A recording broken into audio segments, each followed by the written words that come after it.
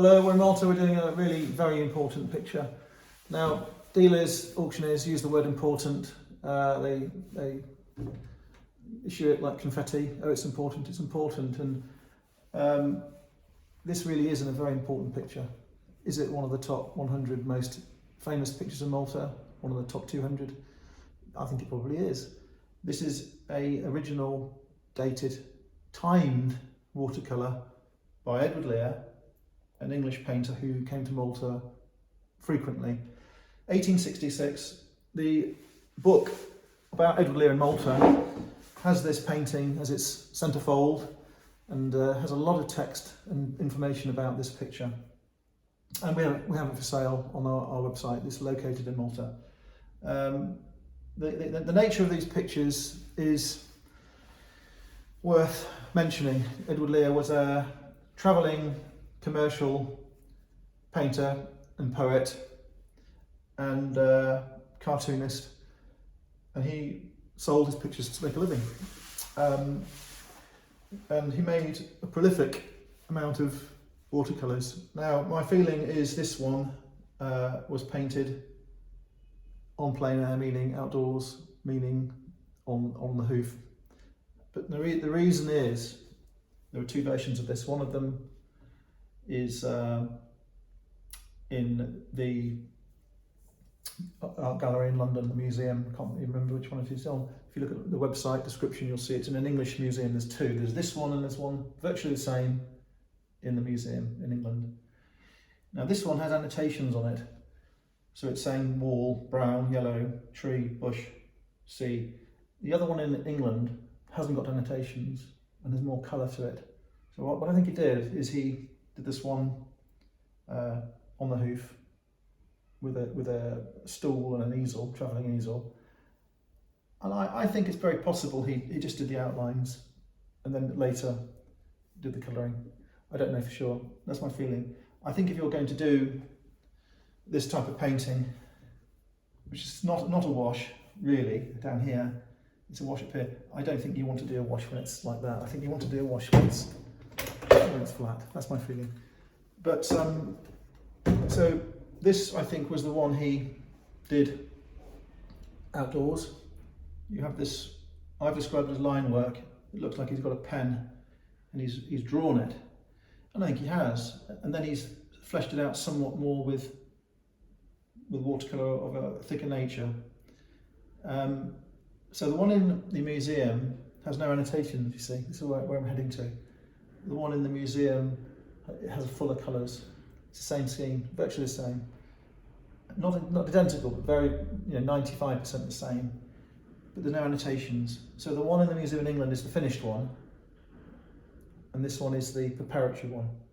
And I believe, in fact, there would have been a pre-preparatory one done on a card, where he did very small, I think they were called totality sketches, to get the overall shape.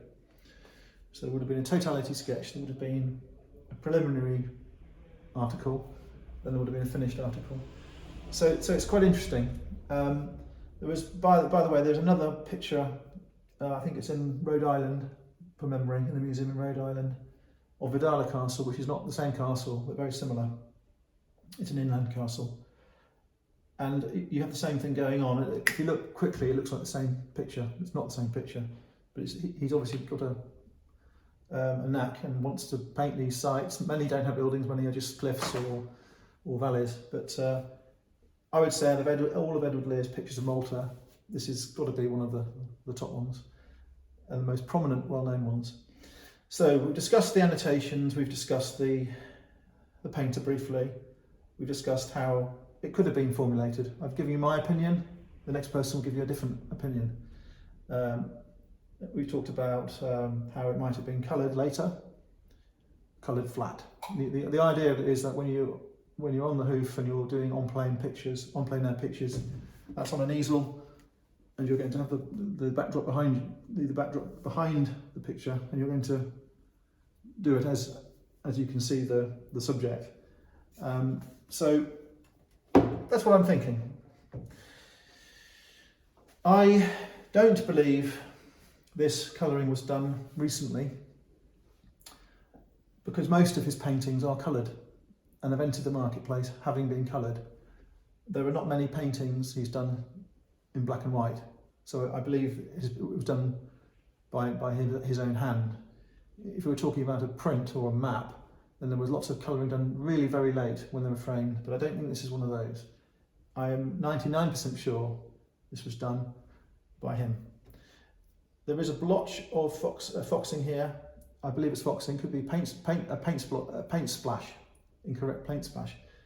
I don't like that little mark, and I wondered whether they put some extra lilac or purple cloud in to cover it.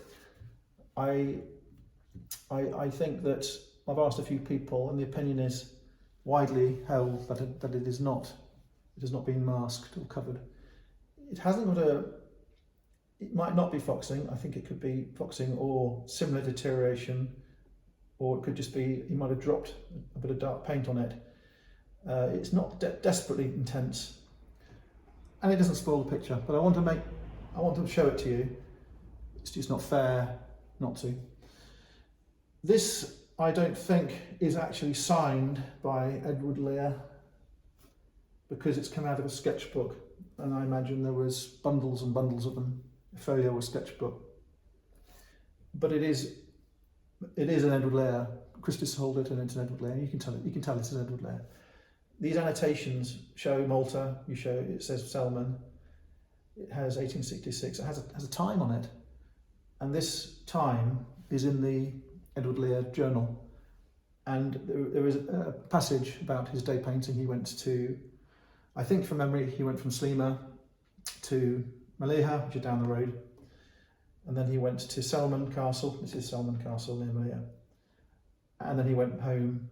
I think he spent the evening in Nashar by chance where I live.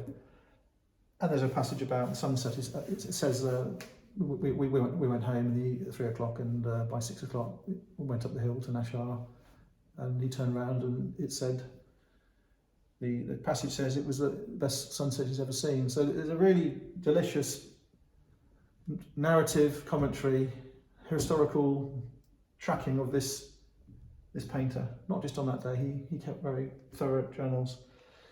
So I think it's a very important picture, very well-known picture, totemic picture. It's got this yellow Maltese stone thing. Any lover of Malta will understand what that means. It means Malta. You don't get that in St. Malo, you don't get that in Malaga, you don't get that in Rome, you don't get it in many places. It is the Maltese yellow, cheddar cheese, yellow stone. The Queen used to say yellow stone. Mistra Bay down here, Aouda Point here, that's where the aquarium is now.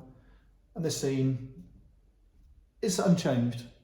A little bit further away, there's lots of building, but that scene is unchanged. On the website, I've taken some photographs of the area. I think I found the right place. So very, very, very lovely picture, in quite good condition, recently mounted. I would say that the frame is 20s or 30s. It's been restored recently. This is a new mounting. There's a lot of information about the remounting here, done by a professional. This is the mounting, this is the framing that was probably done in the 20s. So I imagine this picture, painted in 1866, was in a folio or sketchbook, and the ownership passed to someone who wanted to frame it. They had it framed in Bond Street. This is quite a nice simple frame. It's gold leaf on red bowl and pine, and the framers put a lovely label on it and number.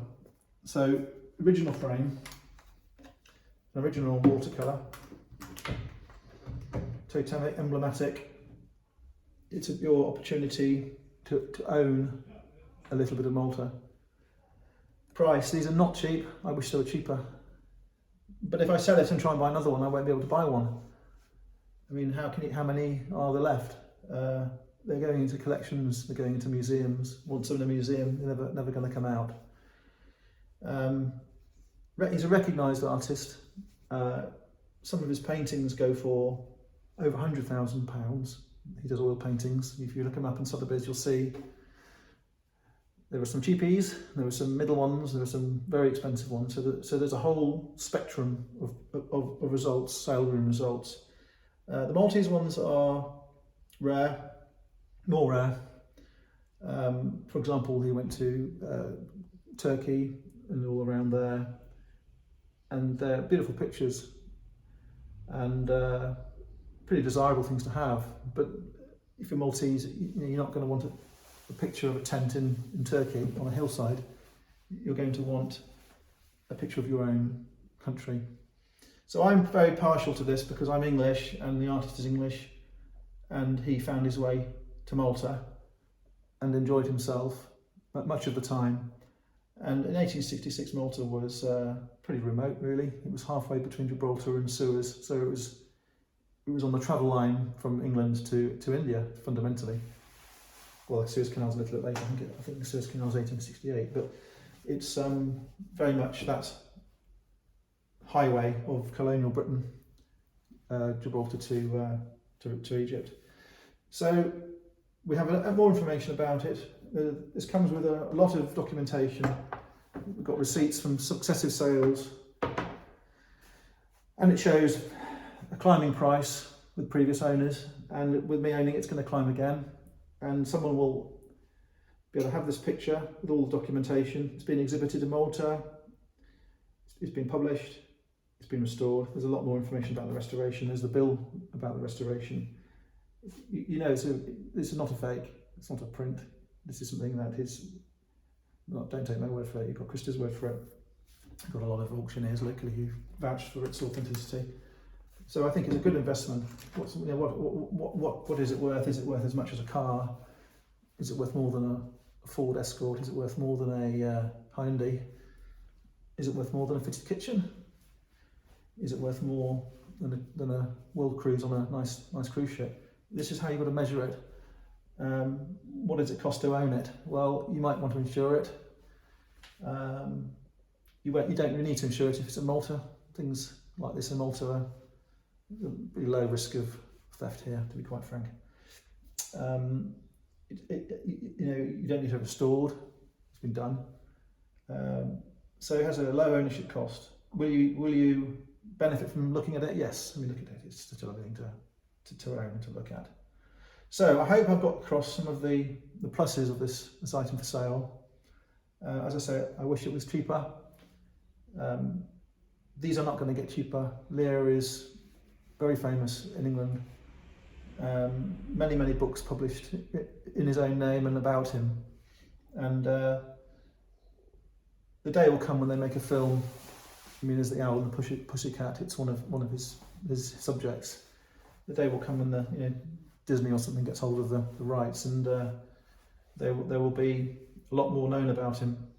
So that's it really. I think I've covered everything and covered lots of other things as well. I hope I haven't bored you. Thanks very much for looking.